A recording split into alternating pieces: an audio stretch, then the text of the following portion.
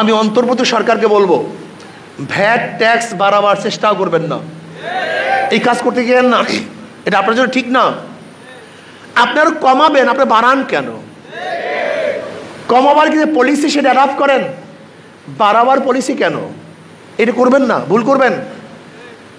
আপনি কিভাবে টাকা সংগ্রহ করবেন? চুরি বন্ধ করে দেন, ঘুষ বন্ধ করে দেন, সিন্ডিকেট বন্ধ করে দেন। যদি ব্যবসায়ীদের সিন্ডিকেট বন্ধ করতে পারেন, দ্রব্যমূল্যের দাম এমনিতেই কমে যাবে।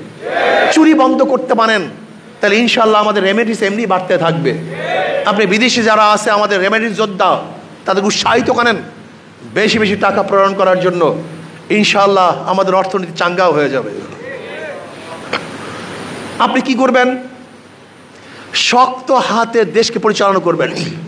এর জন্য সরকার কি বলা হয়? শাসক বলা হয়। কি বলা হয়?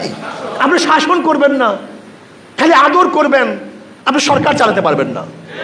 মনে রাখতে হবে, আপনার নরম হতে হবে, আপনার গরম হতে হবে। আপনি শুধু নরম হবেন, মজার মজার কথা বলবেন, এনজিও কায়দায় কথা বললে দেশ চলবে না। শাসকের কায়দায় কথা বলতে হবে, নরম গরম থাকতে হবে। আপনি মনে করেন এনজিওর মতো যেরকম পার্সু করলে একজনকে নরম নরম কথা বলে পার্সু করতে হবে, এই নরম নরম কথা এদেশের মানুষকে শাসন করতে পারবেন না। নরমও লাগবে, গরমও লাগবে, কিন্তু ইনসাফ ভিত্তিক নরম লাগবে, ইনসাফ ভিত্তিক গরম লাগবে, অন্যায় জুলুম ভিত্তিক নয়। যদি ইনসাফ ভিত্তিক নরম গরম করতে পারেন, তাহলে আমাদেরকে শাসন করতে পারবেন।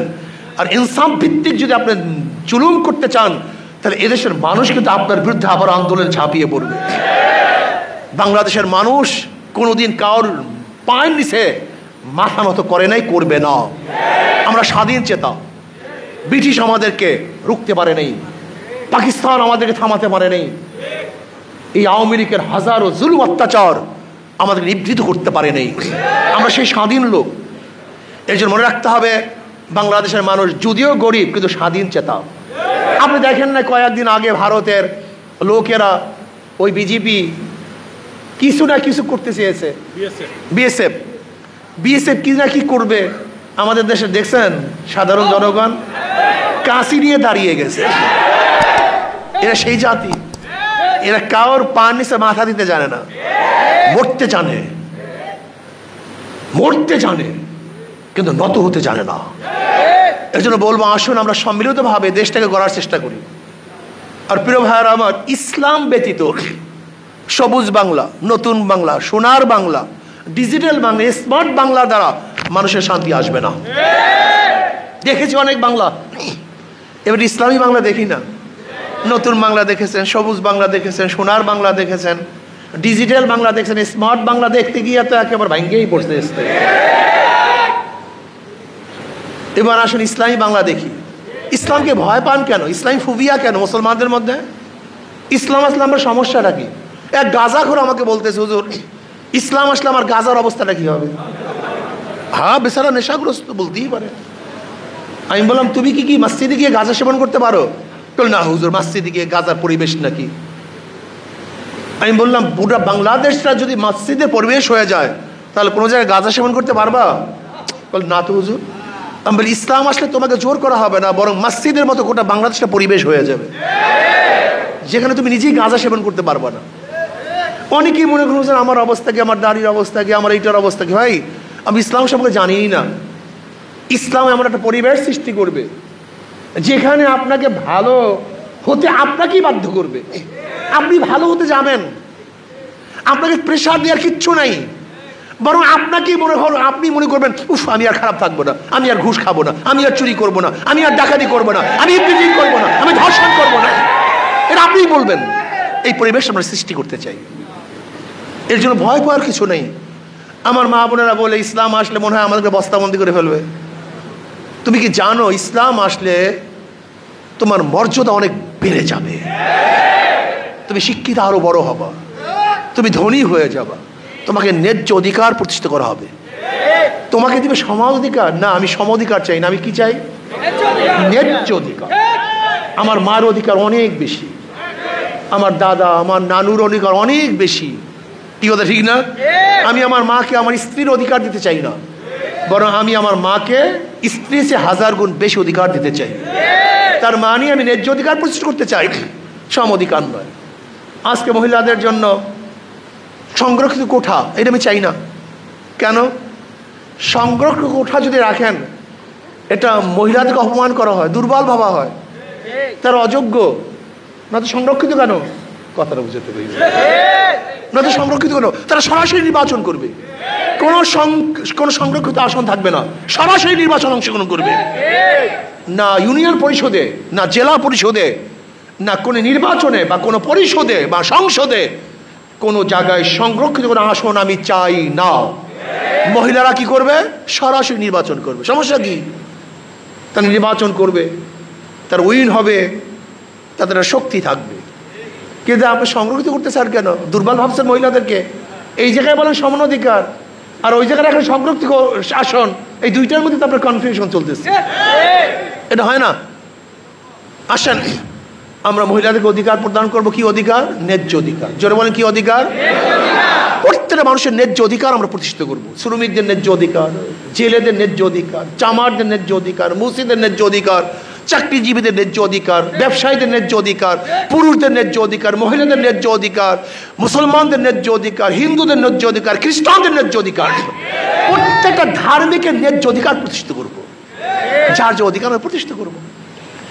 ইসলামের বাহিরে এই অধিকার কেউ কাউকে দিতে পারবে না। চোরের মাধ্যমে চুরি বন্ধ হয় না, ধর্ষকের মাধ্যমে ধর্ষণ বন্ধ হতে পারে না। চাঁদাবাজের চেহারা পরিবর্তন হয়েছে, চাঁদাবাজি বন্ধ হয়নি। হবে না রে পাগল, হবে না, হবে না রে পাগল। একজনের নাম এ, একজনের নাম বি, একজনের নাম সি, তিনটাই সুর। ধরে নেন ক্ষমতা আছে এ, সে কি করবে? হটাও এ বসাও বি, সে কি করবে? হটাও বি বসাও সি, সে কি করবে? দল এবং নেতার পরিবর্তন হয়েছে, নীতি ও আদর্শের পরিবর্তন হয়নি। এই 53 বছর পর্যন্ত এই দল বাদ দিয়ে আর এক দল, আর এক দল বাদ দিয়ে আর এক দল, আর এক দল বাদ দিয়া এক এ পরিবর্তন বি, পরিবর্তন সি, চুরি বন্ধ হয় না, হবে না। এই জন্য আসুন, মাদার গাছ লাগিয়ে আমের আশা করা যায় না, তেঁতুল গাছ লাগিয়ে মিষ্টি ফলের আশা করা যায় না। চোর ডাকাত বদমাশ ধর্ষকদের মাধ্যমে কোনোদিন ধর্ষণ বন্ধ হতে পারে না। এই জন্য আমাদের শায়খ মুর্শিদ নব্বরাল্লাহু বারাকাতুহু বলেছেন, শুধু নেতা নয়, নীতির পরিবর্তন চাই। আসুন না, এই যে ইঞ্জিনিয়ার আশরাফুল আলম বুয়েটের ছাত্র, কিন্তু যেমন তো ইঞ্জিনিয়ার না, বুয়েটের ছাত্র, সিভিল ইঞ্জিনিয়ার। দেখেন আজকে অবস্থা নেই, মনে হয় যেন বিশাল ফেরেশতা। আমরা কি চাই? এরকম নীতি আদর্শ পরিবর্তনের ভিত্তিতে এমন একটা সমাজ উপহার দিতে চাই, যারা বড় বড় প্রফেসর হবে, ডক্টর হবে, ব্যারিস্টার হবে, বড় বড় শিক্ষিত হবে, উঁচা লেভেলের চাকরিজীবী হবে, কিন্তু দেখলে মনে হবে যেন মানুষ। এরা সালেম না, এরা বাঘ না, এরা হিংস্র প্রাণী নয়। অফিসার মানে অবিচার। এখন অফিসার কি হয়ে গেছে? যাদের কোনো বিচার নাই, অবিচার হয়ে গেছে। না, আমরা অফিসারদেরকে ন্যায় বিচার যেন করতে পারে, মানুষকে যেন মূল্যায়ন করতে পারে। আজকে একটা কোর্টে ঢুকবেন, ডিসি কোর্টে ঢুকবেন, সচিবালয়ে ঢুকবেন, যে মানুষ আসে না, জানোয়ার আসে না।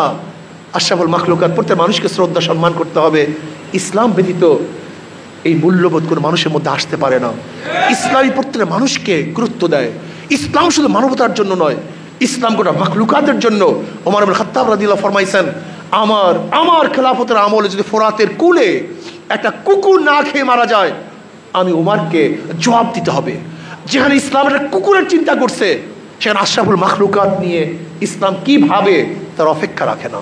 কাজে আসুন আমরা সব ইসলামী হুকুমাত কায়েম করার চেষ্টা করি। আর আমার শেষ কথা হলে, একবার শেষ কথা, নির্বাচনে যারা অংশগ্রহণ করে, যারা নৌকা নিয়ে নির্বাচন করে, তারা নৌকা চালাতে পারে না। যারা ধান নিয়ে নির্বাচন করে, ধান কাটতে পারে না। যারা নাঙ্গল নিয়ে নির্বাচন করে, নাঙ্গল নিজেরা বইতে পারে না। যারা কাঁচি নিয়ে নির্বাচন করে, নিজেরা ধান কাটতে পারে না। যারা গরুর গাড়ি নিয়ে নির্বাচন করে, নিজেরা গরুর গাড়ি চালাতে পারে। কিন্তু হাত পাখা এমন এক প্রতীক, যে নির্বাচন করে সেও চালাতে পারে, যারা নির্বাচন তারাও চালাতে পারে। হিন্দুরাও চালাতে পারে, মুসলমানরাও চালাতে পারে, ছোটরাও চালাতে পারে, বড়রাও চালাতে পারে, গরিবরাও চালাতে পারে, ধনীরাও চালাতে পারে। এটা শান্তির প্রতি হাত পাখা, এটা সবার প্রতি হাত পাখা। কারেন্ট ফেল করবে, হাত পাখা ফেল করবে না। আচ্ছা আসুন, আসুন আমরা সম্মিলিতভাবে হাত পাখায় ভোট দেই। হাত পাখা ইনশাআল্লাহ।